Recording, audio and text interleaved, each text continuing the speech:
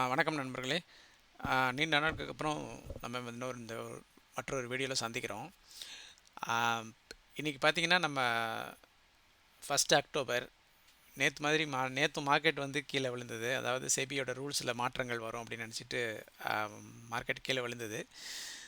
அது இன்றைக்கும் கண்டினியூ ஆச்சு. அதிர்ஷ்டவசமாக பார்த்தீங்கன்னா அன்றைக்கி நம்ம இந்த பொசிஷன்லாம் வச்சுருந்ததெல்லாம் கவர் பண்ணியாச்சு.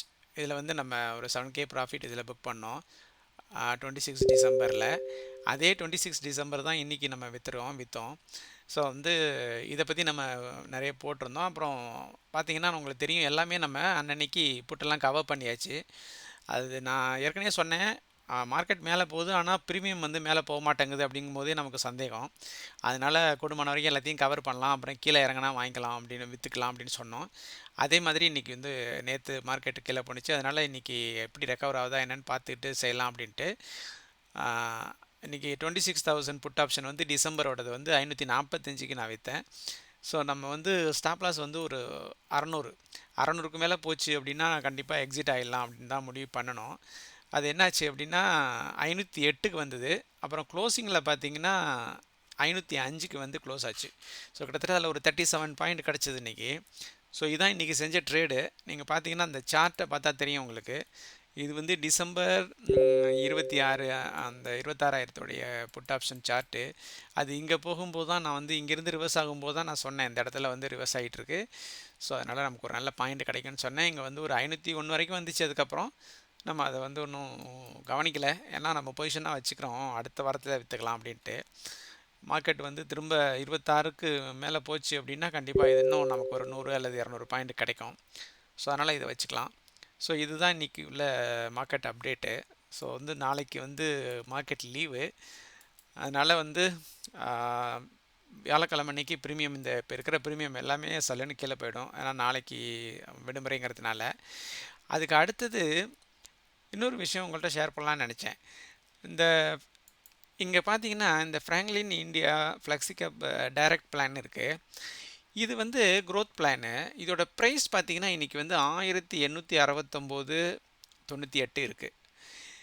இப்போ நான் வந்து ஒரு ஃபைலை நேற்று செக் பண்ணிகிட்டு இருக்கும்போது நீங்கள் பார்த்தீங்கன்னா இந்த ஸ்டேட்மெண்ட் கிடச்சிச்சு. இந்த ஸ்டேட்மெண்ட்டில் என்ன நடந்திருக்குன்னு பாருங்கள். இந்த Franklin India flexi gap growth fund என்கிட்ட இப்போ 1000 யூனிட் இருக்குது.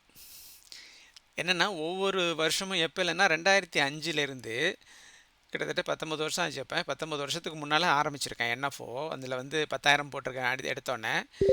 அதுக்கப்புறம் ரிடம்ஷன் கொஞ்சம் பண்ணியிருக்கேன். அதுக்கப்புறம் பார்த்திங்கன்னா ஒவ்வொரு மாதமும் 500 போட்டிருக்கேன். ஒரு மாதம் மட்டும் 2008 வந்து 1000 போட்டிருக்கேன். அதுக்கப்புறம் போடல. இப்போ இதை செக் பண்ணி பார்த்தா 1038 யூனிட் இருக்கிறதா காமிக்குது. இது ஐசிஐசிஐ டைரக்டில் உள்ள ஒரு அக்கௌண்ட்டு. இப்போ இதோடைய வேல்யூ பார்த்திங்கன்னா கிட்டத்தட்ட 10 லட்ச ரூபா காமிக்குது. நம்ம போட்டது ரொம்ப கம்மி. இதில் பார்த்திங்கன்னா மாதம் 500 போட்டால் ஒரு 6000 அல்லது 12,000க்குள்ளே தான் இதுக்குள்ளே இருக்கும். ஆனால் இதில் போய் இப்போ நம்ம பார்க்கும்போது என் அக்கௌண்ட்டை ஆக்டிவேட் பண்ண சொல்லியிருக்கேன்.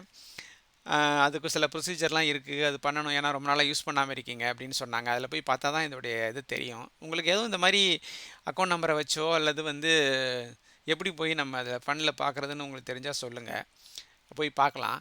ஏன்னா இதில் போய் நான் பார்க்கும்போது இதோட வேல்யூ வந்து இன்றைக்கி ஒரு யூனிட்டோட வேல்யூ வந்து 1869 காட்டுது.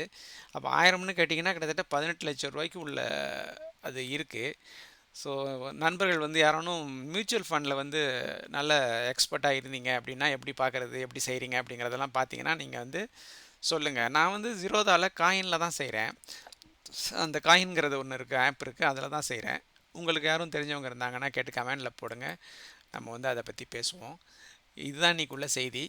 வேறு எதுவும் செய்தி இல்லை. மற்றபடி அடுத்த வீடியோவில் சந்திப்போம். நன்றி, வணக்கம்.